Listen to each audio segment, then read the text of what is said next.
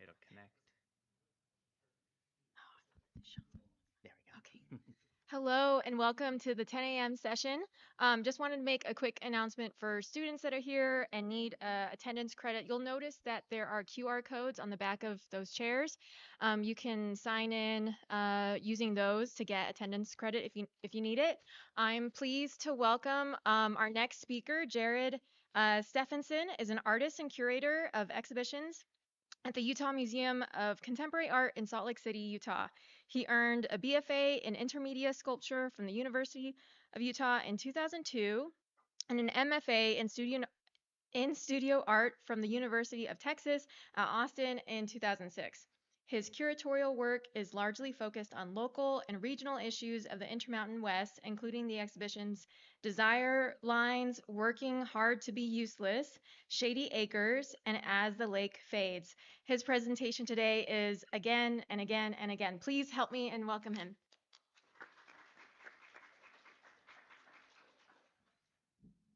See, thanks for that. I appreciate it.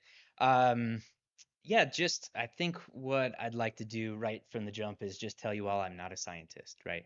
So I work in the field of art. I work with artists, and I work at a museum. And a lot of the artists that I work with are concerned with issues that I think you'll be discussing throughout the symposium. And specifically about microplastics, I'm going to open it up a little bit more and just talk about conservation and environmentalism, and the idea of reuse and recycling within the art world.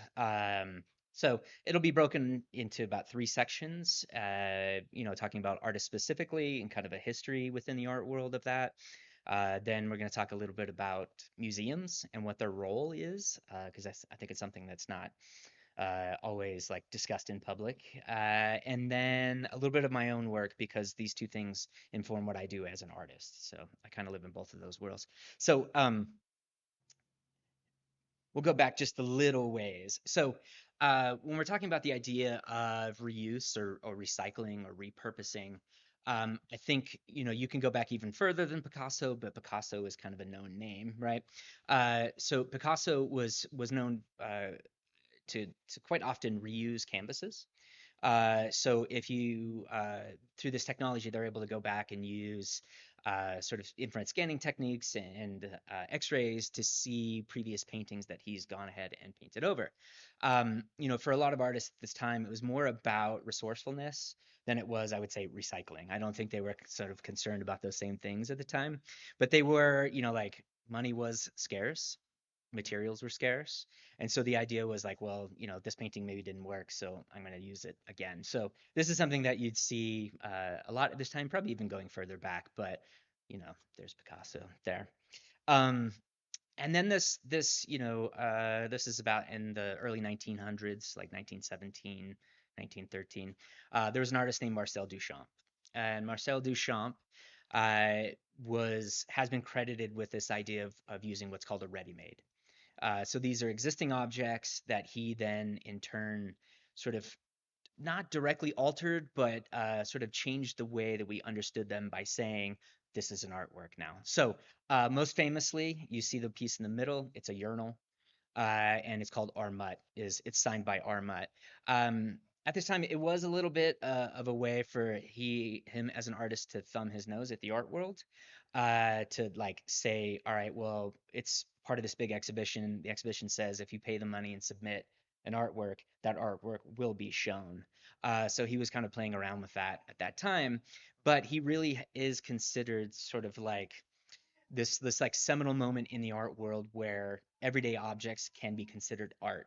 So taking things that were already made for a purpose and rethinking what that purpose is, and sort of changing our understanding of that was like doesn't sound like a big deal right now if you think about it in the art world, but if you think about how sort of avant-garde this was in 1913, it was a big deal, but it really kind of set the tone for a lot of the artists that existed post Duchamp in the art world. So, and you'll see these things kind of pop up in a couple of the other slides that we'll talk about.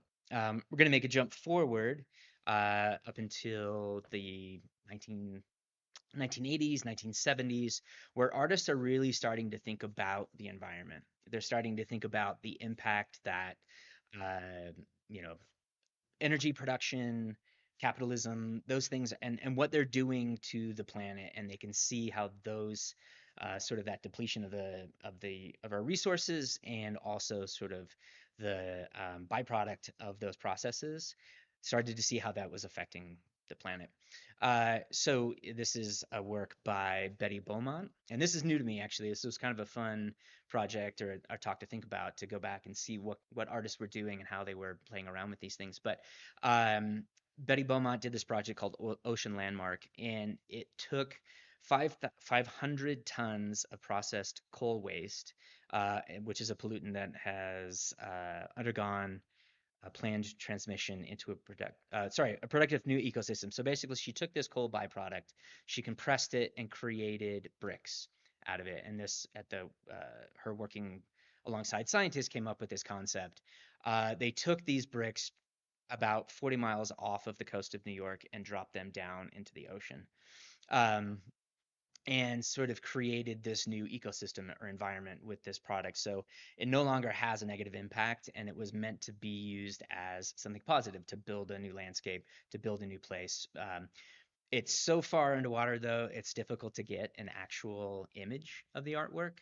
But it has been said that it is now being used by sea life, and sea life is sort of taking it over. So it's been incorporated into that ecosystem, and was able to remove that much waste from sort of being here on land and affecting us directly. So that's Betty Beaumont. Another artist, this is Mel Chin. And this project is called Revival Field. And again, working with artists or working with scientists, Mel Chin was trying to figure out, like, are there ways to reclaim sites that are toxic and where things have been dumped, where waste products have been buried in the soil and underneath the land, and made that land sort of unusable.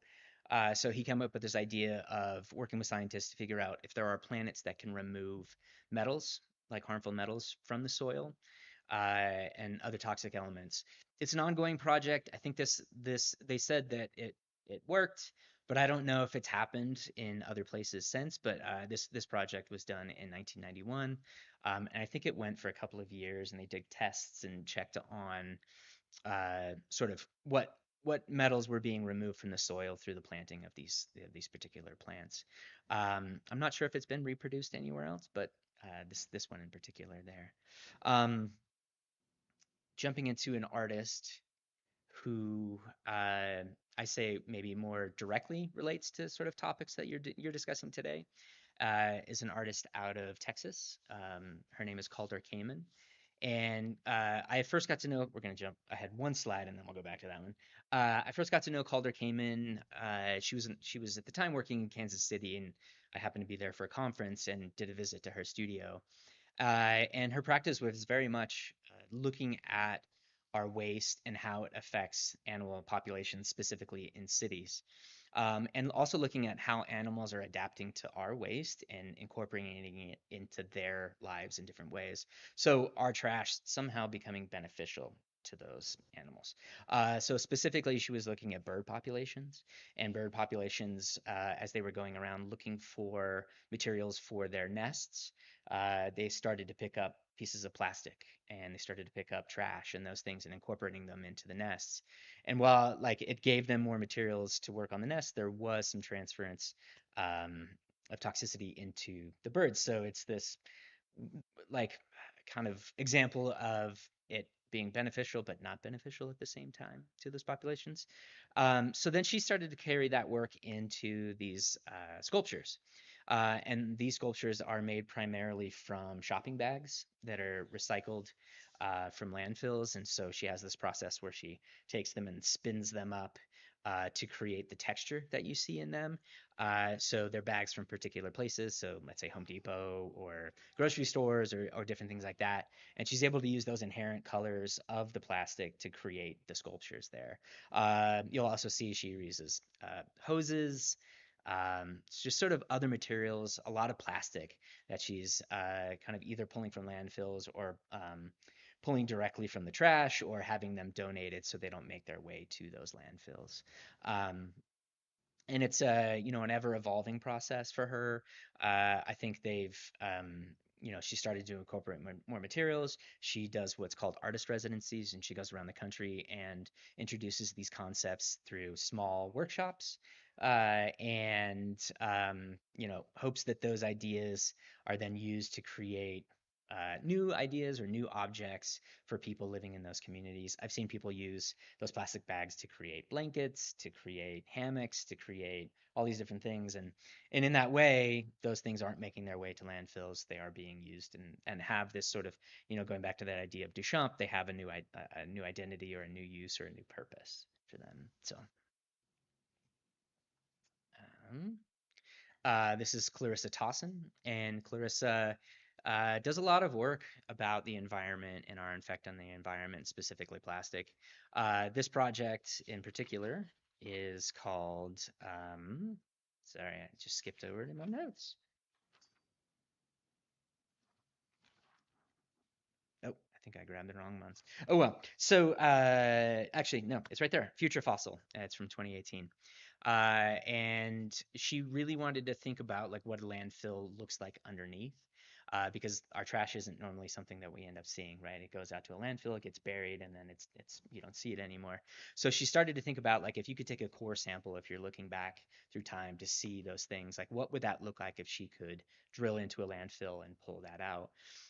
So she started the process of melting down the plastics that she was using and collecting, and incorporating those with the other materials that she had in her trash, and then also with more natural materials to create this core sample that you can kind of go back through and look at her sort of her own personal timeline played out visually in that way. She talked about this being a process that she wanted to continue on, and but unfortunately, but maybe obviously, that process of melting down that plastic became toxic for her, and she really had these kind of reactions in her health, and has since moved away from doing that process, but still talks directly about um, plastic as a material. But she recreates plastic in ceramic. So she creates ceramic bottles and ceramic vessels as a way to reference it, but not directly use that material, and talk about how that ceramic material could be used over and over and over and over and over and over. So rather than these sort of like one-use plastics there. Similarly, this is an artist named Tom Friedman. And Tom Friedman does a process in the same way where he's collecting plastics and materials and thinking about how to repurpose those materials. So his work ranges from paper to plastic to styrofoam, all these things that do have, well, not the paper so much, but the other materials do have an origin in fossil fuels, and then thinking about how to repurpose them. A lot of his work, though, I think is less about sort of pointing out their environmental impact and is more sort of a playfulness and thinking about consumerism and what that looks like. So the one on the bottom left is actually made out of the rims of plastic cups. So like to give you an idea of scale on that. The small figure there is made out of styrofoam, and he's sort of removed the styrofoam to create that figure. Um, Another artist that's dealing less with plastics, but is dealing more with recycling and repurposing. This is an artist from Haiti. His name is Andre Eugene. And Haiti, as you know right now, and historically, the country has always gone through upheaval, and it's difficult to get resources for artists in those places. And so, what they do end up using is there's a lot of junkyards, so cars and things like that. So they'll take those objects from those junkyards and repurpose them and create these sculptures out of them. And they do have a relationship to voodoo, and they do have a relationship to kind of connecting to the past and to connecting to ancestors. So you see that pop up a lot in his work. So it's interesting to think about how those materials can connect those two things as well. And this is Prachaya Charsnook. Sorry if I'm mispronouncing that one. She's an artist from Thailand, and she deals directly with plastics from the ocean and microplastics and collecting those to create her artwork. She grew up in a town near a beach and started seeing these plastics wash up on land and started thinking about this thing that was meant to be um, sort of pushing things forward technologically could also then be this thing that has this detrimental effect to the environment. So most of her work is using those materials directly to talk about their effect on the earth and how we can rethink what those things are after we've had their that single use there. Um, and then one more artist to talk about here. This is Dong Song, and this is a project called Waste Not. And waste not is a term that comes from, and I'm not going to pronounce it correctly, but it's Wu Jin Ki Yong, which means waste not. And it's a tenant that his mother followed that she felt like whatever material that they had purchased to use for something that they should keep and then use for something else later on. Whether or not they ended up using these things for other things, this artist saw that as a way to not have them affect the planet in a negative way. So he's now used that work, those materials that she's collected. I think there's over 10,000 objects in this, and has them organized in exhibitions, arranged either sort of by color or shape or pattern or whatnot. But it does, in a way, give you a sense of like the idea of how many of these things are being produced and sort of the weight of collecting and sort of the weight of those materials just sort of psychologically and physically when we talk about like mass production and the use of plastics there. Um, so just one image there. Kind of wanted to jump from there. I think what's interesting about artists is they are and sort of historically have been interested in issues that affect a lot of people. And so they themselves can really dig into these ideas and dig into these topics and really devote their time to thinking about ways to work with or not use. There's an artist named Olafur Eliasson who, unless he truly has to, refuses to fly. He's based in Iceland. So a lot of his work then is done remotely or produced locally. So they think about how resources don't have to travel from one place to another. They think about working with local materials. And these are things that sort of artists like can directly impact. But the thing that I didn't necessarily think about myself until I actually started working at a museum is the amount of waste that's actually produced working at a museum, the amount of waste that's produced shipping artwork from one place to another, the impact of shipping an artwork from New York to Utah or from LA to Utah, and what that meant sort of in terms of material impact. Um, so I'm gonna show you like a couple of things right now, like um, so in terms of shipping, these are typically the materials that are used to ship an artwork. So we've got cardboard, we've got bubble wrap, we've got plastic wrap, we've got foam, we've got tape. So these are all the things that are used every time an artwork is shipped from one place to another. And a lot of times that material outside of the box itself is then taken, thrown away, and then new stuff has been purchased and used to ship it on. Um, and it's kind of interesting to me that that was sort of the process and it was just accepted. So here are artists that are out here looking at this idea of waste, excess, thinking about it in terms of environmental impact. And museums, the places that are showing those artworks, are not thinking about those things. They're simply just throwing it away and kind of sending it on.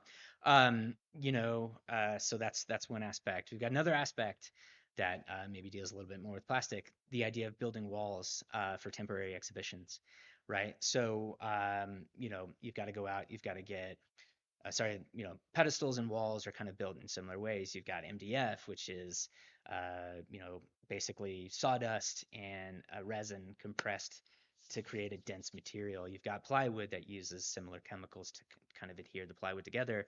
You've got plastics in the paint trays and in the rollers. You've got plastic in the paint, and you've got the screws that are used to put those things together. So a lot of times for exhibitions that are temporary, these things get built, torn down, and thrown out. And similarly, when you're building walls within an exhibition, these things happen. So what does that mean for an institution that's supposedly out there promoting themselves as being supportive of the ideas of the artist, but aren't actually following that same principle at the museum? So, it really kind of shifted my thinking working at the museum because previously I was an artist and I was the one shipping my work, not thinking about what it looked like when it got there.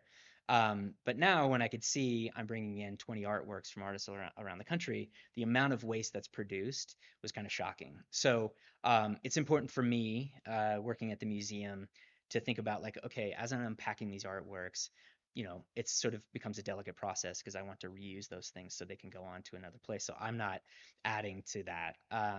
We have walls that are easy to pick up, not easy, they're heavy, but we can pick them up and we can move them around. So I can reshape the gallery every time and I don't have to build new objects for that. If I'm building pedestals, those pedestals end up going into a storage facility or a storage room at the museum. And then later on down the line, if I need to build something different, I'll break those apart and I'll reuse that material. So I'm constantly thinking about how can I not throw this away? How can I reuse this? So a couple of examples here. So for an exhibition, looking at the idea of home, we just sort of out of timber framing constructed the frame of a house. So this is all made out of 2x4s, made out of plywood and screws. And I think it was about 10 foot by 12 foot and about 10 foot tall. So once the exhibition came down, like what does that go to? Does that, do we donate that, which we do quite often, donate it to Habitat for Humanity and those things so it has a second life? But are there ways that I can reuse it in the museum so I don't have to go out and purchase a thing again? So um, one of the things that ends up happening is if I do need to build a temporary wall, I have that material set aside so I can cut it up, I can reuse it, and then use it again, hopefully, and again and again. So this that you're seeing right there was a temporary kind of like wall for an exhibition called In Memory. The piece that is on there is Anna Mendieta, and Christina wrote an essay for a book about this piece in particular. And then the other one that you see that's sort of like showing you the entrance to a gallery, we were showing videos in that gallery and we needed to be able to block off the light. So I was able to take that same material, create a temporary wall, and put it up there for that. So materials do have multiple lives at the museum now. Um, this one here, thinking about pedestals. I think a lot of times when you go to a museum, these are the things you're not actually thinking about, like museum furniture. You're not thinking about temporary walls. Your job really when you're at a museum is to look at the artwork, and that's why you're there. But for me, I have to think about what comes next. So here you're looking at two pedestals that were built specifically for an exhibition of ceramics that was in the spring. It's all made out of 3/4 inch MDF, so it's like dense and kind of not always easy to get rid of. And those then ended up becoming materials for me to use to create new pedestals for the current exhibition, which is called Something from Everything. There's a lot of other things that also sort of fall into this, and I don't have slides for these, but when you think about going into the exhibition and you have rack cards, you have catalogs, you have vinyl on walls, you have all of these materials that get switched out for every exhibition. And so there's efforts being made within institutions to kind of cut back on that waste and cut back on the use of those materials. So you have QR codes being used to take you to a website, which has its own sort of downfalls and faults as well. But less rack cards are happening. We're using less plastic on the walls in terms of creating vinyl every exhibition. We're rethinking digital signage. So you buy a television one time, and you're able to use that over and over and over instead of kind of reprinting and reusing these things. So I think there is a shift in a lot of institutions to be able to kind of like rethink these things. Currently, I'm not sure if everybody follows the news in Salt Lake down here, but there's a big redevelopment project that's happening downtown. There are 3 blocks in downtown Salt Lake City that are being rethought out. And with that, our museum is actually being torn down. So we are being rebuilt, but this gives us an opportunity to kind of really take these things into consideration as we move forward. Like, what does it mean to have a building that from the inception is thinking about these sort of more green ideas. Um, it is sort of interesting for me, though. Previously, before working in a museum, I worked in construction, actually.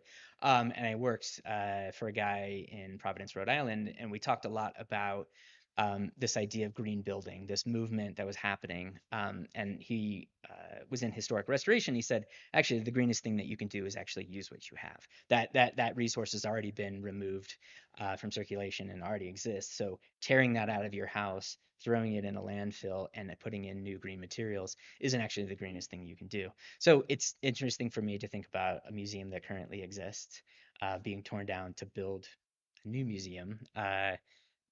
It's sort of it's a strange thing for me, but that's sort of a side note there. Um, so I wanted to talk now. So that's more broadly about artists and the museum itself, kind of thinking about these things. But wanted to talk about three sort of events and exhibitions that we have just recently had. So this is an exhibition called Something from Everything. And within this exhibition, there are quite a few artists that are looking back at, let's say, Duchamp, or looking back at some of these artists from the 70s that were rethinking the use of materials and thinking about how those materials can sort of tell a story outside of what they are. So we have a local artist named Marissa Albrecht. I think lives in Utah County, and her whole process is driving around and looking at construction sites or looking on the side of the road and finding these materials that have been broken off of things and are sitting aside or whatnot, and then creating artworks out of those. So in this one, you see reflectors from the freeway, you see produce boxes, and she's sort of repurposing them and rethinking them as aesthetic materials rather than what their actual function is there. Um, this is Damien Hortigalden. Damien uses scraps of wood that he finds at construction sites or, even in his own studio or other artist studios, and uses those, cuts them up, repurposes them to create these sculptures. He did a project where he did one of these a day for an entire year. Um, so yeah, so it's interesting. I like as I put this together, though, the things that started popping up for me, like, okay, like right now these things are being recycled, they're being reused and have a new life. But what happens when they go back to a studio and that artist passes away? Like, I mean, they will eventually make their way into a landfill. So, but I do appreciate that artists are thinking about what that means right now, and hopefully that changes the way people think about it in the future.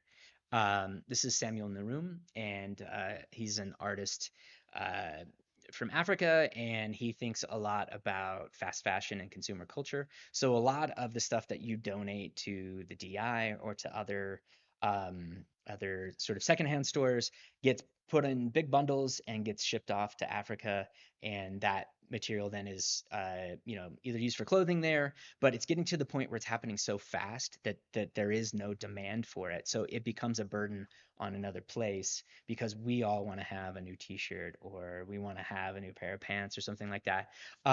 So he's taking those materials and trying to make work out of it to give it again kind of a second life or whatnot. And lastly, this is Courtney Puckett. Courtney Puckett goes to secondhand stores, finds these domestic items and fabrics at those places, and creates these sculptures where she's wrapping them. So they don't necessarily lose their whole identity. These are dish racks, like dish drying racks, but they do take on a new sense and become something aesthetic or something interesting to look at there. Sorry, one. A couple of projects that we're directly thinking about landfills and trash and how you can repurpose it, um, that I'll talk about pretty quickly here. So this is a thing that we do. It's a new project that we're doing. That's a summer camp for artists. So it's a few days where we all meet in one place and we have a particular theme and try to pull resources from those places and create artworks from them. So the idea for this one was to go to Green River, Utah. I don't know if you've ever been, but it's a pretty cool small town. Um,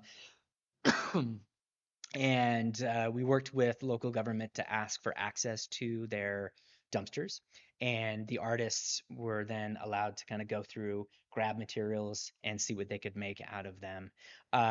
So and then those materials then were shown in an exhibition. But the idea of being able to go in and rethink what these materials could be used for, I think was the main idea, and it tied back directly to something from everything. So each artist kind of grabbed different materials. The one on the left, yes, was actually made out of a small kid's motorcycle that had been thrown in the garbage down there. So we pulled it out, took it apart, and the artist used parts of that.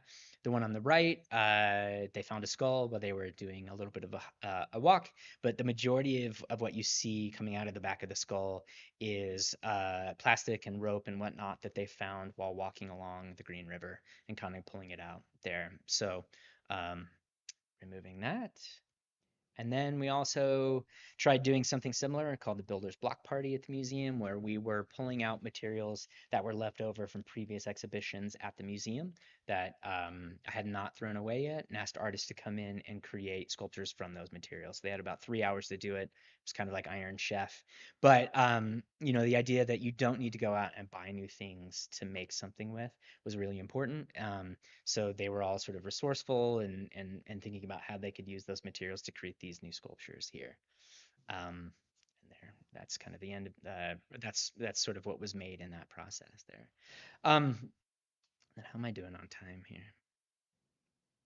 About there, because that way I can take questions. And so to kind of like come back, because in the beginning I did talk about how these things affect like my process and the way that I make things as an artist. And it's been a shift that's happened, I would say, in the last maybe 10 years for me, was to start rethinking like materials that I had, and how I could reuse them. So in my own practice as an artist, I pull heavily from skateboarding. I grew up skateboarding, I go skateboarding still. And so I have access to a lot of old skateboards, and have access to a lot of old skateboards from people, friends of mine that still skateboard. So um, I just have stacks of these things and started thinking like, what are some ways that I can repurpose them? What are some ways that I could rethink them? They've had this life. How do I kind of honor what that life was, but sort of make something new out of it? You'll hear that a lot from me, especially back to what we were just talking about. But so kind of coming up with different processes of using that plywood as a material and just sort of like redoing that over and over and over again, because I think there's like this idea of iteration that can come from using a material that you're familiar with. So these are some sculptures that I've built recently with those. They're all kind of small scale uh, there. And then thinking about what this meant at the museum. Uh, these are all materials that were found at the museum and then used to create these sculptures that were almost like three-dimensional collages. These are from past projects or past artworks that were left behind, things that were museum furniture that weren't used anymore and were just sort of like in the basement of the museum. So I started pulling them out and using them to create these sculptures kind of in the moment, thinking about that. So, um, yeah. So, like I said in the beginning, mine was meant to be like a more broad discussion, less about the science. I'm sure maybe scientists would have something to say about what Melchin was doing or what Betty was doing. But I do appreciate that artists typically are at the forefront of sort of trying to think through these things and think through the way that they're actually using materials and kind of make changes within their practice based on those things. So, yeah, I'll leave that at there, and would be happy to answer any questions if anybody has them. So yeah, thanks. Yeah.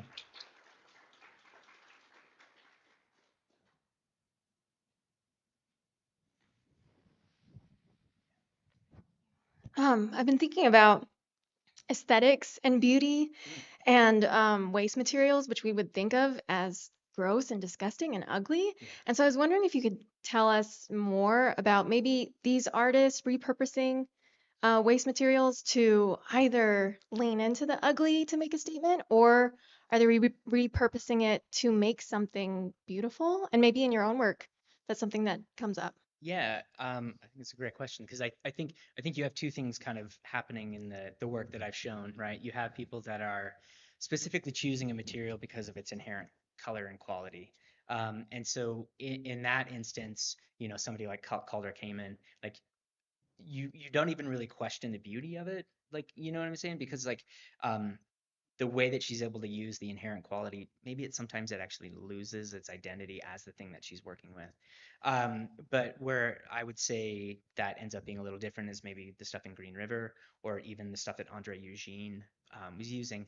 And I think for Andre Eugene, that the sort of beauty or whatnot, the fact that it is old and rusty and broken, I think is an important aspect of what he does. And so I think like for him, he leans into that. He doesn't clean up the metal, he doesn't take away the rust. In some of the work that we showed at the museum, you could really get a sense of like the age of the material and the importance of that. Um, and I think it also gets into this idea of sort of like the cliche of beauty's in the eye of the beholder, right? Like I think you could look at some of these things, let's say things were being made for this, right? Some of the work was definitely like a little off-putting because you kind of know what it is and where it's coming from but at the same time I think a lot of the artists, they didn't really manipulate those materials and kind of leaned into that as well, like okay, I'm asking you to understand this as an artwork. I'm asking you to understand that this material had a life before but could be something now, something different. um and I think there's also I think artists also do like to play with the idea of what beauty is and kind of pushing against that idea of beauty. Especially, a lot of people when they go to art school, there is this historic context to what you're learning, and it primarily is based in sometimes an exact reproduction of something in terms of a painting and the beauty that is inherent in the thing that they are recreating. And a lot of these artists are I think don't want to exist in that same framework and kind of want to question what materials are and how can they can be understood. Yeah. So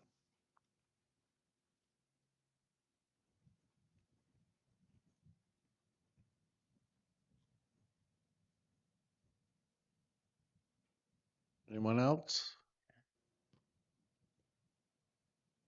yeah.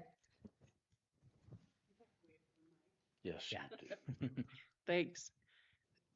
Super interesting. I learned a lot. I'm not an artist, I'm more of a Yeah. scientist. Yeah.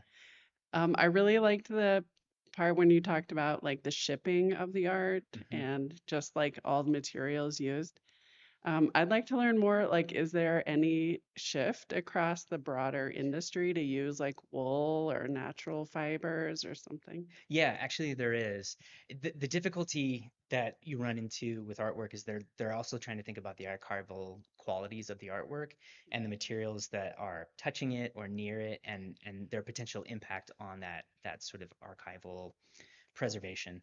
So I think there are people looking at different materials now and kind of rethinking like like how can I use them in different spaces? So there's maybe less bubble wrap, but maybe between that other, let's say felt or something like that, there is a material that still probably isn't the best environmentally, but it does protect the artwork. So, um, but I haven't heard of anyone like going out and directly marketing those materials, but you do see things come in that have that in it. So yeah, and then there's also this move, and it's an interesting thing at museums because especially contemporary art museum, there's this desire to bring in big name artists, and when you do that, you're having to ship it from somewhere else, and a lot of times what ends up happening is local artists get forgotten.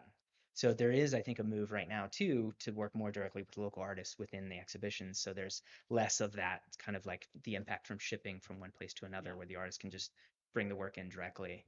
Um, you know, I can tell you that like I'm working on bringing in work from New York right now and work from Los Angeles. So I'm trying to consolidate those shipments as much as I possibly can. Mhm. And so yeah, I think those are the ways that people are trying to rethink those. You have a lot of artists that are switching to doing video or doing digital works where, it can be sent and printed at the museum Yeah. and things like that. But yeah, I think there is a shift though. There really is a shift.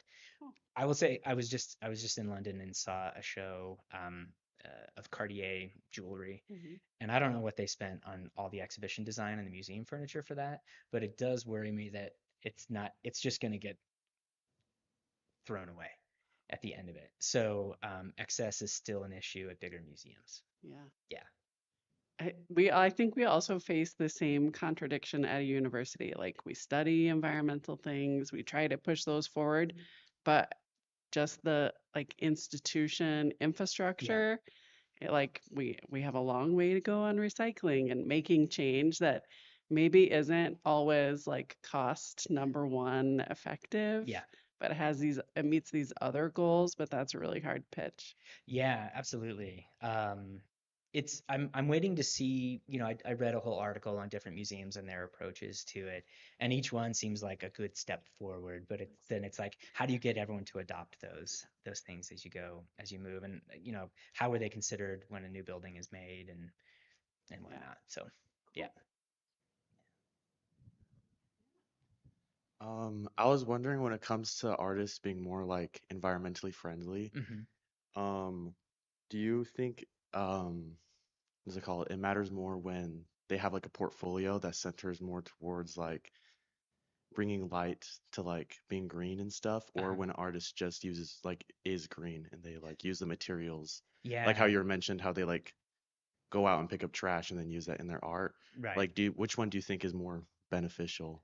It's a good Like bringing question. light to that or actually just going out and doing it? Probably a bit of Yeah, both, but like, I don't I know. think you're right. Maybe it's a little bit of both, right? Like I would say in my own work, it's not something that I forefront my work with. I don't say like I am recycling, like I just basically say I reuse old skateboards, but I'm not talking about overall like like what that means impact wise.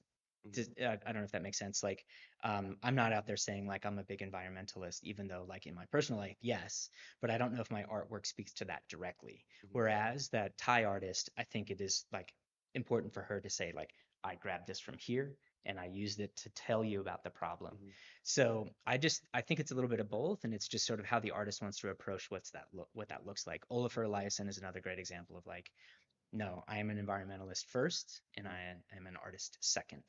Um, so, but it does seem to be a thing that artists are considering a lot more now, honestly. So, So would you say it's more towards like the individual and what they care about mostly and what they want to put at yeah, the forefront of their character and who they I are? think so. I think Okay. so. I would say like also when you think about sort of artists as activists, like what do they choose to be first? Are they Hmm. activists first, or are they artists first, or and can they use art within their activism uh, rather than being an artist who is an activist on the side or something like that? Like, yeah. So it's a good question though, because as a curator, I don't know if I'm necessarily thinking I am like considering aesthetics mostly Hmm. when I am making selections and thinking about how those works fit together within an exhibition. Is it a plus if it's beneficial like environmentally? Absolutely. Um, but I'm thinking more broadly when I'm making selections. Hmm. Yeah. Thank you. Yeah. Thank you all for coming. We'll give another round of applause. Yeah. Thanks. Yeah. Yeah. Yeah, yeah. Come on up. We're donation based. So there's not an actual entrance fee to get in. We have a big Halloween party on Friday. If you're interested, it should be pretty good. So yeah, come on up. Definitely. Thank you. Yeah.